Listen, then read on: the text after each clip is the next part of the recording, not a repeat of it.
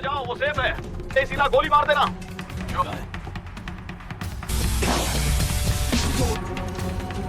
हमसे बात करनी है।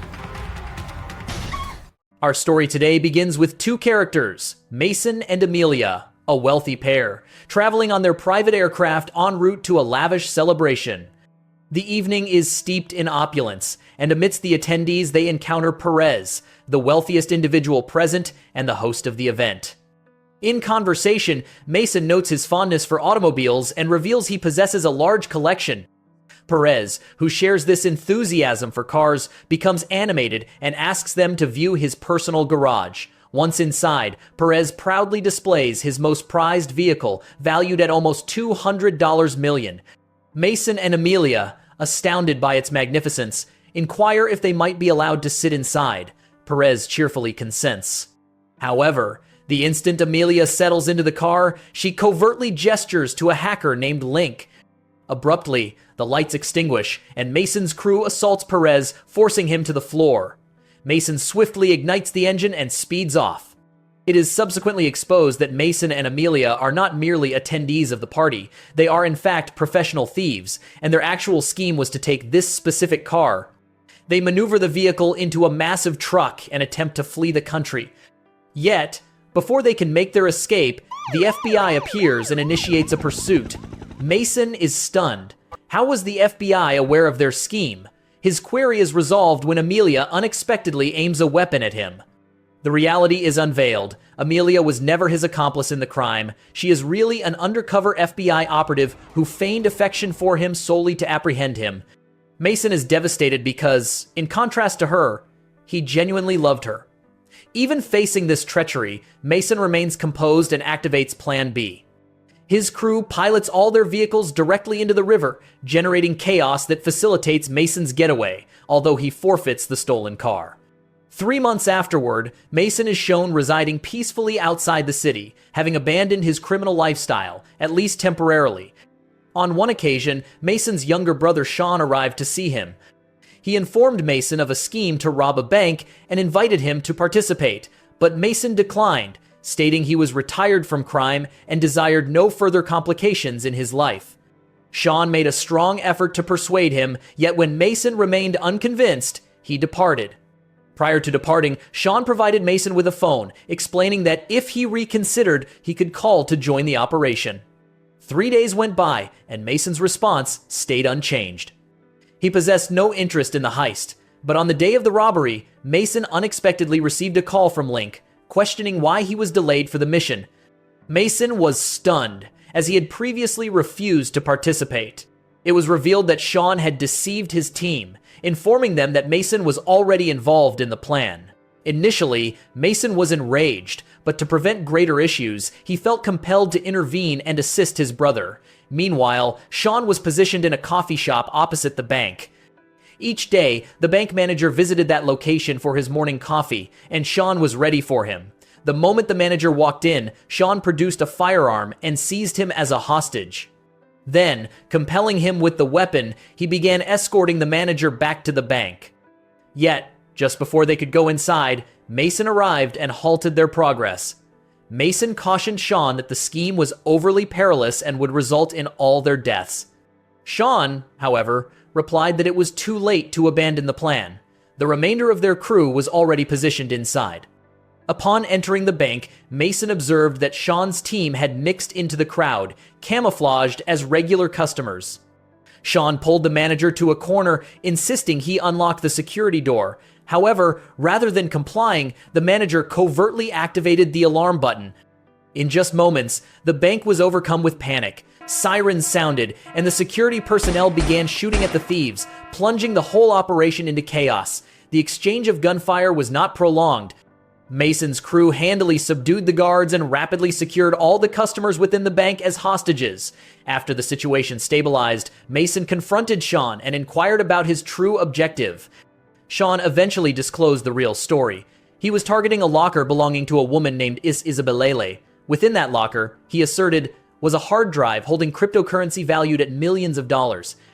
Upon learning this, Mason brought the bank manager directly to the vault and insisted he open the locker. Yet, a problem arose. The locker necessitated 2 separate keys. One was held by the manager, and the second by Isibelele, the locker's owner. Lacking both keys, the vault would stay sealed. Sean was unaware of this second key, indicating his plan was inherently flawed from the start. Mason became enraged by his brother's sloppy preparation. But left with no alternative, he instructed Link to infiltrate the system and circumvent the security. Link began her work, and in a matter of minutes, she successfully breached the vault. However, when they extracted the drawer, no hard drive was present inside. In its place, there was only a decoy box. Concurrently, outside the bank, the FBI had completely encircled the building with a full tactical unit. Spearheading the operation was Amelia, Mason's former partner and the very agent who had deceived him months prior. Mason demanded the FBI reposition their forces 50 feet away from the bank, or he would begin executing hostages sequentially. In addition, he requested pizza and beer for his crew and insisted that Amelia personally deliver the food inside. Amelia consented, but as a condition, she required the release of 2 hostages. Mason accepted her terms without any hesitation. Shortly thereafter, all hostages were relocated to the upper hall, and Mason's crew readied themselves for Amelia's entrance. A brief time later, she entered the bank carrying boxes of food and beverages. Inside, Mason greeted her affectionately, evidently still harboring feelings for her, but Amelia disregarded his words. Instead, she firmly instructed him to surrender. Mason flatly refused and directed her back outside. Following the meal for his men, he honored his commitment and released 2 hostages as agreed. But then an unforeseen event took place. The bank manager abruptly assaulted one of Mason's guards, seized his weapon, and fled. Mason immediately pursued him. Following a tense chase, he eventually captured the manager and compelled him to disclose the truth regarding Isabelle. The manager admitted that Isabella Lewis, the wife of Abel, the most dangerous gangster in the nation. Abel was not just powerful, he was also supported by influential politicians. The manager clarified that the missing hard drive probably held evidence of the politician's illegal activities. If this information were exposed, the entire government structure could destabilize. Despite this knowledge, Mason resolved to continue pursuing the hard drive. He viewed it as an opportunity to blackmail the government and secure an escape route from the bank. Simultaneously, a black vehicle arrived outside. It contained Isabel's lawyer, Alex. He directly instructed Amelia that if her team did not apprehend the thieves in the next hour, the U.S. Army would assault the bank. Amelia, baffled by this sudden assertion of authority, contacted her superior. It was then confirmed that Alex was indeed Isabel's lawyer. And since Abel possessed the backing of the nation's most powerful politicians, the FBI was unable to intervene further. Amelia was cautioned to try and remove the thieves from the bank swiftly, because if the U.S. Army breached the building, not just the thieves, but many innocent hostages would also die. Inside the bank, Mason and his crew started demolishing the walls of the locker room, certain that Isabel's vault was concealed in a hidden chamber. Yet, every time they breached a wall, another one blocked their path. Concurrently, outside, the U.S. Army had enveloped the bank from every direction and was preparing to enter. Witnessing this, Amelia urgently contacted Mason and pleaded with him to surrender, emphasizing that if the army came in, his death was guaranteed. But Mason possessed a different strategy. He instructed Amelia to leak information to the press that the U.S. Army was poised to assault the bank. Mason understood that once reporters were present, the army could not operate with such freedom. Amelia accepted the risk and leaked the information. In a matter of minutes, the news disseminated nationwide, and the media converged outside the bank in large numbers. Enraged, the FBI chief promptly removed Amelia from the investigation. He then contacted Mason directly, warning that if his team failed to surrender within 15 minutes, the army would breach the building. Inside, Mason's crew at last discovered the hidden chamber where Isabelle's locker was located. Mason instructed Link to hack it open, but Link cautioned him that the security was exceptionally robust. It would require a minimum of 10 minutes to bypass.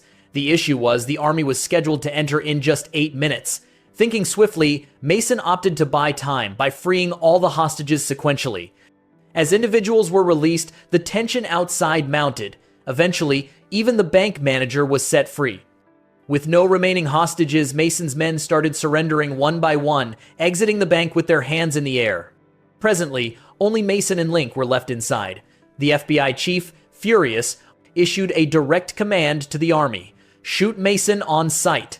Soldiers breached the building and combed every corner like hunting dogs. Upon reaching the vault room, they discovered Mason waiting, clutching a bomb in his hand. Before the soldiers could respond, a massive explosion rocked the bank. The army personnel inside were killed, and Mason also perished in the blast. But if you believe Mason's story concluded at that point, hold on, as the largest twist is yet to be revealed. Months following the incident, Amelia resigned from the FBI, unwilling to continue working for such a corrupt institution. To clear her head, she journeyed to a private island for a holiday. Yet to our astonishment, Mason was already present, awaiting her arrival. At this point, the truth was unveiled. From the very start, Mason and Amelia had been collaborating. The botched car theft involving Perez was merely a setup, designed solely to convince the FBI that Amelia was loyal to them. And now, Mason and Amelia, neither thieves nor agents, commenced a new life together using their new identities. I trust you found today's story enjoyable. Before you go, let me know in the comments, what amount of money do you believe is sufficient for an entire lifetime? Remember to hit the like button and subscribe to the channel. I will see you in the next video.